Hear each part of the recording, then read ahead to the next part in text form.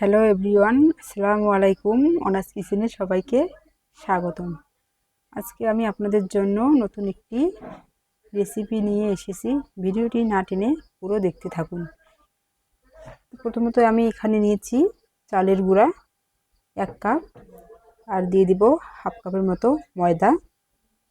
ময়দাটা অপশনাল, আপনারা দিতে পারেন, নাও দিতে পারেন। ময়দাটা দিলে পাটিসাপটার যে বেটারটা ওটা স্মুথ হয়, নরম সফট। আমি এখানে দিয়ে দিব 2 টেবিল চামচ গুঁড়ো দুধ, আর দিয়ে দিব চিনি 3 টেবিল চামচ। সবগুলো উপকরণ আমি ভালো করে হাত দিয়ে আগে মিশিয়ে নিব। আমি সবগুলো একসাথে মিশিয়ে নিয়েছি। এখানে আমি নরমাল তাপমাত্রার পানি নিয়ে নিয়েছি। দেখুন, এখানে কিন্তু গরম পানি দেওয়া যাবে না, নাহলে বেটারটা কিন্তু সিদ্ধ হওয়ার মতো হবে।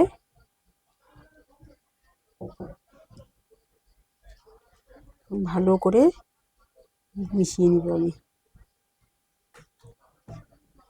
পাটিসাপটার যে বেটারটা হয়, দেখুন খুব বেশি ঘন করা যাবে না, পাতলা করতে হবে। তা আমি বেটারটা পাতলাই করেছি। এখন আমি 4 মিনিট ঢেকে রাখবো। আমি 4 মিনিট পর ঢাকনাটা তুলে নিচ্ছি। দেখুন, আমি চামচের সাহায্যে আপনাদেরকে ঘনত্বটা দেখিয়ে দিচ্ছি। যেহেতু আমি এখানে শুকনো চালের আটা নিয়েছি, একটু পানি বেশি লাগবে। আপনারা যদি ভিজা চাউল দিয়ে করেন তাহলে পানি একটু কম লাগবে। দেখুন ঘনত্বটা এরকম। আমি চুলায় একটা প্যান বসে দিয়েছি, প্যানে দিয়েছি একটু তেল ব্রাশ করে দিয়েছি। এখন আমি বেটারটা দিয়ে দিব।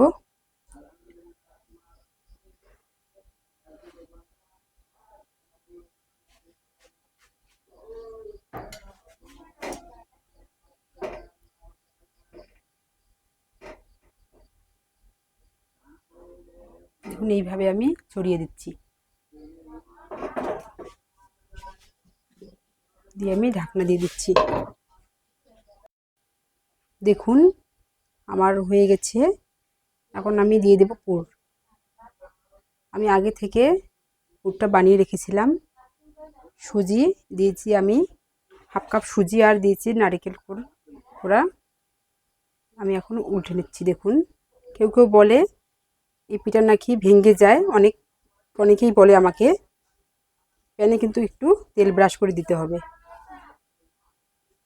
দেখুন কত সুন্দর হয়েছে আমার পাটিসাপটা পিঠাটা। এখন তুলে নিচ্ছি। আমি তুলে নিব এখন। কত সুন্দর হয়েছে আমার পিঠাটা, কিন্তু ভেঙে যায়নি। আমি এখানে 2 মিনিট ঢাকনা দিয়ে রেখেছিলাম। এখন আমি দিয়ে দিব পুরগুলো। দেখুন আমি আগে থেকে পুরগুলো বানিয়ে রেখেছিলাম, পুর দিয়ে আমি মুড়িয়ে নিচ্ছি।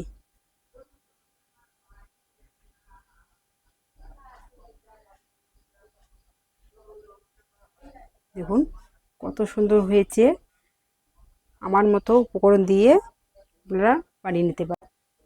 দেখুন ফাইনালি আমার পাটিসাপটা পিঠা হয়ে গেছে। দেখুন কোনোভাবে ফেটে যায়নি।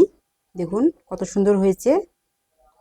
চাইলে আমার মতো উপকরণ দিয়ে এইভাবে পাটিসাপটা পিঠা বানিয়ে নিতে পারেন।